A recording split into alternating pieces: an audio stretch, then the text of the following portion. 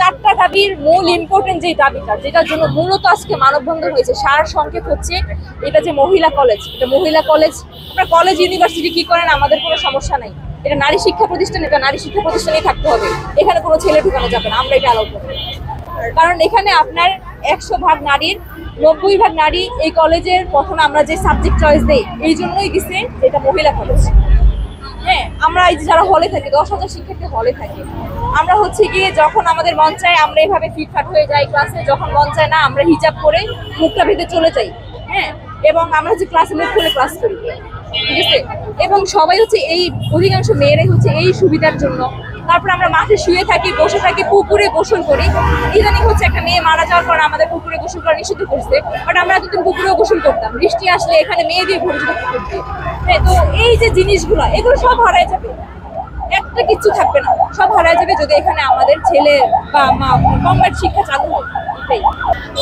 যতদিন পর্যন্ত বাংলাদেশে ইডেন কলেজের সমমানের কোনো প্রতিষ্ঠান নারীদের জন্য তৈরি না হচ্ছে, ততদিন পর্যন্ত ইডেনকে মহিলাদের জন্য সংরক্ষিত রাখা, এটা এক। দ্বিতীয় হচ্ছে অনার্সের সিট সংখ্যা অযৌক্তিক হারে না কমানো। তৃতীয় হচ্ছে যে এখানে ইন্টারমিডিয়েট চালু না করা। আর 4 নাম্বারটা হচ্ছে যে মানে ইডেন কলেজকে এমন কোনো সিদ্ধান্ত নেয় না যেটা হচ্ছে বাংলাদেশের নারীদের শিক্ষার সুযোগটাকে লিমিটেড করে দেয়, আরো সংকুচিত করে দেয়। নারী প্রশাসনের কাছে প্রশ্ন যে এরা কোথায় যাবে, এদের কি হবে? যাদের বাসা থেকে কম্বাইন্ড স্টাডি অ্যালাউ করে না, অনেকের বিয়ে হয়ে গেছে ম্যারিড, তো তাদের ক্ষেত্রে অনেকে দেখেছে হলের কি পড়াশোনা করতেছে, অনেকে বিয়ে হয়ে আছে ফ্যামিলিকে অ্যালাউ করে না, তারা এখানে পড়তেছে। তারা যদি এখানে না পায়, কম্বাইন্ডে অনেকে পড়তেছে।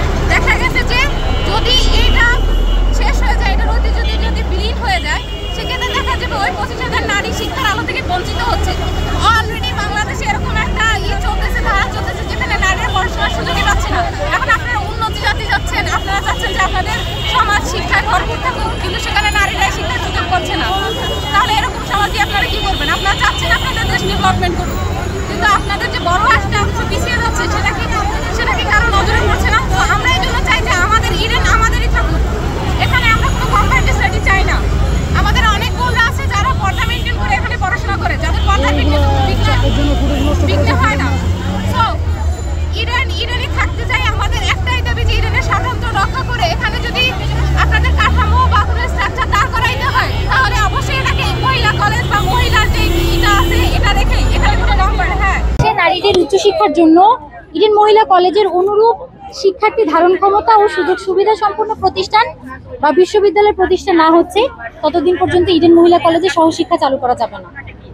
অনার্সের সিট সংখ্যা অতিরিক্ত হারে না কমানো। তবে যদি শিক্ষার গুণগত মান রক্ষা সম্ভব বলে মনে না হয়, তাহলে আনুপাতিক কিছু সিট কমানো যেতে পারে। তবে উদ্দেশ্য এটা থাকতে হবে সকল সুযোগ সুবিধা নিশ্চিত করে অধিক সংখ্যক শিক্ষার্থীকে বা নারীকে উচ্চশিক্ষার ব্যবস্থা করে দেয়া। 3, ইডেন মহিলা কলেজে ইন্টারমিডিয়েট চালু না করা। শৃঙ্খলা ও নিরাপত্তা ইডেন মহিলা কলেজ অন্যান্য কলেজগুলোর থেকে এগিয়ে। এর অন্যতম কারণ হচ্ছে এখানে শুধু অনার্স চালু আছে এবং যে শিক্ষার্থীরা পড়াশোনা করছে তারা সমমনা এবং সমবয়সী। কিন্তু ইন্টারমিডিয়েট চালু হলে প্রতিষ্ঠানের শিক্ষার্থীদের মাঝে যে বয়স ও প্রজন্মের পার্থক্য তৈরি হবে, এতে বোঝাপড়ায় সমস্যা হবে এবং সর্বোপরি শৃঙ্খলা ব্যাহত হবে এবং পড়ালেখার সুষ্ঠু পরিবেশে ব্যাঘাত ঘটবে। সর্বোপরি ইডেন মহিলা কলেজ বাংলাদেশের সর্ববৃহৎ একটি শিক্ষা প্রতিষ্ঠান। পৃথিবীর অনেক দেশে নারীদের জন্য আলাদা বিশ্ববিদ্যালয় থাকলেও বাংলাদেশে আমরা সেটা দেখছি না। তো বাংলাদেশে 8.5 কোটি নারীর একটি প্রতিষ্ঠান, যেখানে একটা মহিলা বিশ্ববিদ্যালয়ও নেই। ফলে বাংলাদেশের সামাজিক ও সাংস্কৃতিক প্রেক্ষাপটে